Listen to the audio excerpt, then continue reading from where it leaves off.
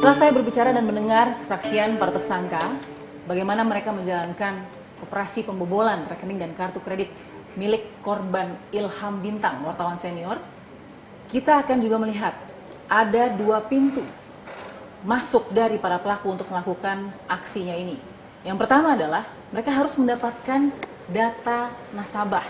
Sebelum kemudian, pintu yang kedua adalah membuka atau mendapatkan SIM card baru. Ternyata tidak begitu sulit. Saya akan ajak Anda bagaimana melihat data nasabah selama ini sudah ada. Bukan hanya di media sosial saja, namun kemudian sudah diperjualkan melalui grup-grup WhatsApp yang beredar. Kita lihat seperti apa. Kita sudah dapatkan satu ini dari media sosial Facebook yang menjual database nasabah dengan penawaran cukup friendly ya bahasanya, kita lihat di sini. Oke, kita akan coba telepon ya. Oh, masih masuk nada sambung. Halo. Halo, selamat malam. Selamat malam. Mas, ini jual data kartu kredit nasional berapaan ya, Mas? Minimal pembelian 1.000 nama, 1.000 nama 200.000. Di Oh. atas 2.000 nama harga bisa kita turunkan. Oh, dapat. Nah, Aku bisa dapat diskon ya, Mas ya? bisa, tapi Oke. kalau di luar minimal pembelian. Aha. Nih, Harus kan 1.000, minimal- jadinya 1.000 ya? Ya, 1.000 nama, Mhm. 200.000. Jadi di luar dari 1.000 nama berarti harganya bisa turun. Oke, Itu tapi yang pembelian ke ini. kalau yang paket komplit jual datanya apa aja itu, Mas? Aku dapatnya, Mas, nama, alamat, terus Itu nama alamat itu nomor sisi, ada juga yang ada valitronya, valitronya ada alamat kantor, nomor telepon kantor, alamat tempat tinggal. Oh, Itu database-nya. Jadi kalau data matangnya, ya. Nama ibu kandung, data verifikasinya semua ada sama dokumennya seperti foto KTP, foto kopi NPWP, foto sisi langsung, bukan fotokopian, tapi foto langsung dari HP, Oke. asli semua. Tapi ini pas di jualan kamu ini nih ada apa? Bilangnya nggak pakai nama ibu kandung, cuman jualnya KTP, NPWP, kartu kredit, alamat rumah, kantor ya. Tapi ternyata ada ya nama ibu kandung ya? Bisa juga ya, saya beli ya? Saya ada nama ibu kandung juga ada. Semuanya lengkap. Itu data verifikasi dari bank semua. Jadi data verifikasinya dari bank, tinggal memindahkan di aplikasi. Sampelnya apa aja sih, Mas? Kayak mungkin yang kan pengen tahu nih kalau mau jualan. Kalau sampel database, saya kirimkan lebih dari 10 baris. Oke. Satu sampel. Itu berapa Kalau nama? data Berapa matang, nama 10 baris, Mas? Satu baris satu nama. Oke. Nah, kalau data matang, paling maksimal saya kasih data matang untuk sampel 3 nama, udah maksimal. Udah maksimal ya. Itu soalnya saya jual 3.000 per nama. Oh, itu yang lengkap ya, sama ada nama ibu kandung segala ya, Mas ya? Betul. Oh, oke. Soalnya kan saya marketing di salah satu perbankan. Jadi tiap hari data, saya punya sub agent.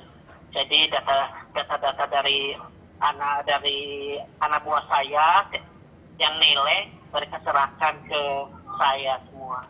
Oh, jadi berarti ini ya maksudnya aku bisa yakin ya, karena kan Mas kan itu kan marketingnya bank ya, jadi aku nggak bakal ditipu nih ya. Aduh, Pak. Tapi aman kan ya, Mas, ini ya, aku beli ini aman ya? Aman. Kalau berarti tadi 1.000 nama 200.000 ya. Coba aku ngobrol sama tim. Nanti kalau misalnya aku jadi beli, aku minta sampelnya via WA ya. Makasih Mas Aryan ya. Wow, itu mudah sekali. Tidak pakai tenaga ekstra untuk mencari penjual data nasabah. Dan sangat gamblang menjelaskannya. Sebuah data Anda itu sudah tidak terhitung, tidak privasi lagi, sudah tidak ada privasi lagi, sudah tidak aman lagi, karena tadi Anda baru dengarkan penjelasan dari baru satu penjual data nasabah yang dengan mudah memberikan harga cukup murah. 1.000 nama saya hanya cukup bayar Rp200.000 plus dengan variabel-variabel yang dibutuhkan untuk membuka verifikasi data seperti nama ibu kandung. Berarti memang bisnis ini sudah menggeliat sejak lama dan mungkin juga susah tersentuh begitu ya, meskipun sudah terlihat. Bagaimana sebenarnya para pelaku pembobol rekening dan juga kartu kredit bisa memuluskan aksi-aksinya dengan mudah? Kita akan tanyakan kepada pakar keamanan siber, Pratama Persada.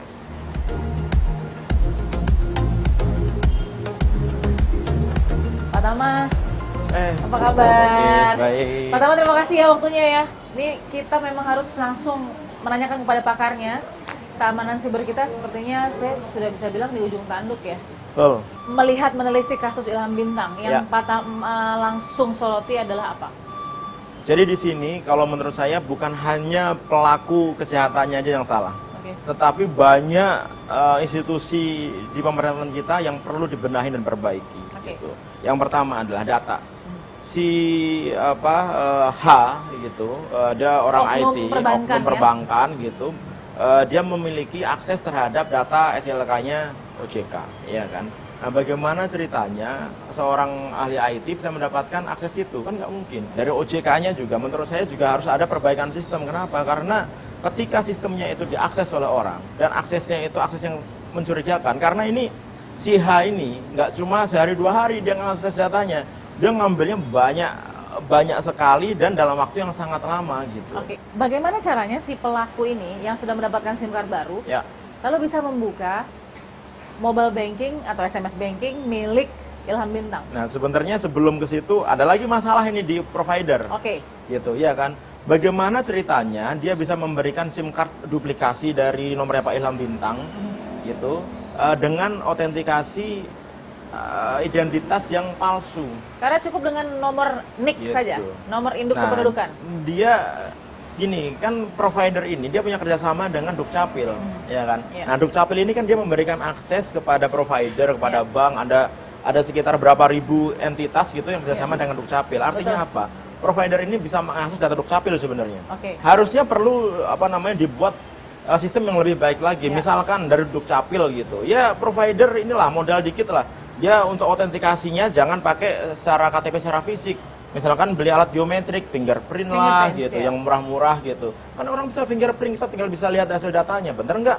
Namanya Ilham Bintang yang fingerprint itu, ya kan? Nggak sesuai dengan SOP, kemudian dia mengakibatkan terjadinya adanya fraud perbankan, Ya. ya kan? Ya. Ini kan pidana sebenarnya, ya kan? Terus apa tindakannya terhadap Indosat? Nggak ada kan? Apa cukup memecat petugas yang menerima pergantian SIM card itu? Ya terlalu kecil dong. Nggak akan jerah itu provider kalau misalkan tidak ada hukuman yang sesuai dengan undang-undang yang kita miliki gitu. BPR-nya gitu. Dia yang awalnya mengakibatkan ada kebocoran data gitu. Ya. Masa yang disalahin cuma orang IT-nya? Ya banknya juga salah dong. Kenapa Anda tidak memiliki sistem untuk melakukan pengawasan terhadap data-data punyanya OJK gitu. Saya ingin tahu nih, ini salah satu contoh ya, Nah, misalnya iya, ini ini- menjual database seperti ini ini cukup nggak untuk membobol rekening? Nah ini nih, Iya. ini kan ini adalah page saat dia sebelum membuka ya, dia klaimnya punya 900.000 lebih database grade, ada grade-nya ini, Ada grade-nya. grade A. Kenapa? Karena di situ terteranya orang-orang yang memiliki deposito dari mulai 100, 500 100 juta, sampai 4 5 miliar.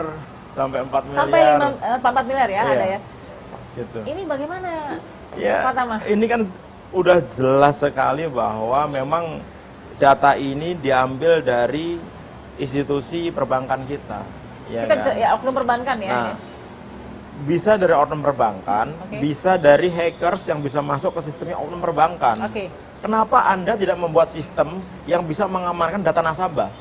Contohnya misalkan, dia bisa ngambil seperti ini, artinya apa? Datanya yang di bank itu tidak di-encrypt. Tidak di-encrypt itu artinya tidak disandi gitu, Betul. tidak diacak gitu. Betul. Sehingga ketika orang ngambil dia bisa baca. Diambil mentah-mentah gitu Diambil ya. mentah-mentah. Padahal kalau yang benar, database itu di-encrypt. Jadi siapapun yang bisa masuk mengakses database itu, dia nggak akan bisa baca apa-apa. Oke. Ini kan nggak mungkin ngambil satu-satu nih, Mbak. Ya. Karena kan ada ribuan, ratusan ribu Betul. data Betul. gitu. Wow. Kemarin baru terbuka ada sekitar 700 juta email dengan password gitu, itu dijual di black market, di Wow. dark web. Ada web jual akun email Oke. gitu, ya kan? Artinya apa? Kalau kita nggak pernah ganti password email kita, berarti orang yang membeli data itu dia bisa masuk login ke alamat email kita. Gitu. Oleh karena itu kenapa kita harus mengganti password secara rutin minimal 3 bulan sekali. Terima kasih Pak Tama. Kita akan temukan fakta berikutnya.